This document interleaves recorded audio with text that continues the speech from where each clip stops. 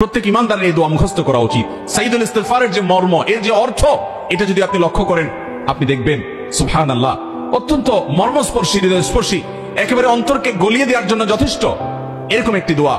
আল্লাহুম্মা আনতা রব্বি, হে আল্লাহ, আপনি আমার রব, আপনার সাথে আমার সম্পর্ক হলো আমি আপনার গোলাম, আর আপনি আমার পালনকর্তা, আপনি আমার রব, আমি এটা স্বীকারোক্তি করছি।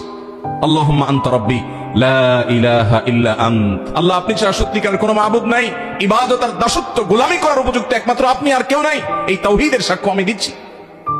খালাকাতানি, আল্লাহ আপনি আমাকে সৃষ্টি করেছেন, আপনি আমাকে সৃষ্টি করেছেন। ওয়া আনা আবদুক, আমি আপনার গোলাম।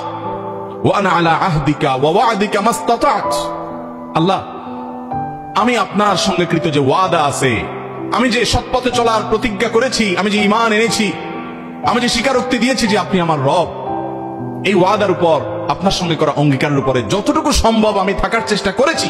তবে এটা ঠিক যে আমি যতই চেষ্টা করি না কেন, যতই আমি প্রচেষ্টা চালাই না কেন, আমার দ্বারা অনেক অপরাধ হয়ে গেছে, অনেক গুনাহ হয়ে গেছে।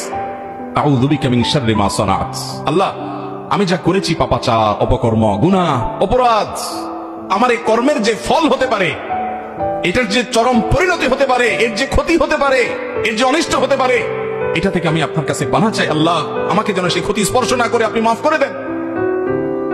খালাকতানি ওয়া আনা আবদুক ওয়া আনা আলা আহদিকা ওয়া ওয়া'দিকা মাসতাতা'ত আউযু বিকা মিন শাররি মা সানাত, আমি যা করেছি এর ক্ষতি থেকে আপনার থেকে পানাহ চাই। আউযু বিকা মিন শাররি মা সানাত আবুউ লাকা বিনি'মাতিকা আলাই, আল্লাহ আপনি আমার প্রতি যে নিয়ামত দিয়েছেন আমি স্বীকার করি। ওয়া আবুউ লাকা বিযামবি, নিয়ামত ভোগ করার পরেও প্রতি মুহূর্তে নিয়ামত ভোগ করে চলেছি, কত দুর্ঘটনা আমাকে পেতে পারে, কত অ্যাক্সিডেন্ট হতে পারে, এই সব থেকে আপনি রক্ষা করছেন, সব নিয়ামত আমি ভোগ করছি, স্বীকার করি। ওয়া আবুউ লাকা বিযামবি, নিয়ামত ভোগ করার পরে আবার অপরাধ করছি, সেটাও স্বীকার করি। ওয়া আবুউ লাকা বিযামবি ফাগফিরলি, অতএব আপনি আমাকে মাফ করে দিন। ফাইন্নাহু লা ইয়াগফিরুয যুনুবা ইল্লা আন্ত, কারণ আপনি ছাড়া আর কেউ মাফ করতে পারে না। আল্লাহুম্মা আনতা রব্বি লা ইলাহা ইল্লা আন্ত খালাকতানি ওয়া আনা আবদুকা ওয়া আনা আলা আহদিকা ওয়া ওয়া'দিকা মাসতাতা'ত, আমি আপনার গোলাম, আপনার অঙ্গীকারের উপরে থাকছি যতটুকু সম্ভব। ওয়া আনা আবদুকা ওয়া আনা আলা আহদিকা ওয়া ওয়া'দিকা মাসতাতা'ত আউযু বিকা মিন শাররি মা সানাত আবুউ লাকা বিনি'মাতিকা আলাই ওয়া আবুউ লাকা বিযামবি ফাগফিরলি ফাইন্নাহু লা ইয়াগফিরুয যুনুবা ইল্লা আন্ত। ভাইরা আমার, সাইয়্যিদুল ইস্তিগফারের অর্থের দিকে যদি তাকিয়ে, এর অর্থ বুঝে যদি একটু পড়েন, কাষ্ঠ হৃদয় গলে যাবে, চোখে পানি আসবে, আল্লাহ তাআলার কাছে কেমন বাক্যে ক্ষমা চাওয়া হবে।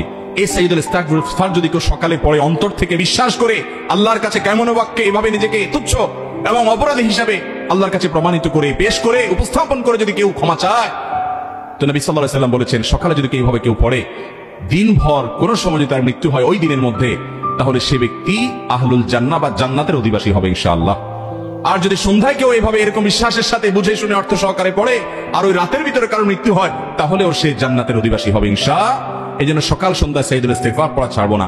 এছাড়া আরেকটা ইস্তিগফার আছে, সাইয়্যিদুল ইস্তিগফার অন্য সময় পাঠ করা যায়, আরেকটা ইস্তিগফার আছে, সেটাও নবী করিম সাল্লাল্লাহু আলাইহি ওয়াসাল্লাম শিক্ষা দিয়েছেন, সেটি হলো আস্তাগফিরুল্লাহাল্লাযী লা ইলাহা ইল্লা হুয়াল হাইয়ুল কাইয়্যুম ওয়া আতুবু ইলাইহি বা আতুবু ইলাইক, যার অর্থ হলো আস্তাগফিরুল্লাহাল্লাযী লা ইলাহা ইল্লা হুয়াল হাইয়ুল কাইয়্যুম, ওই আল্লাহর কাছে ক্ষমা প্রার্থনা করছে যিনি ছাড়া সত্যিকারের কোনো মাবুদ নেই, আল হাই যিনি চিরঞ্জীব, আল কাইয়্যুম সব কিছুকে টিকিয়ে রেখেছেন তিনি, সেই মহান সত্তা, তার কাছে আমি ক্ষমা প্রার্থনা করছি।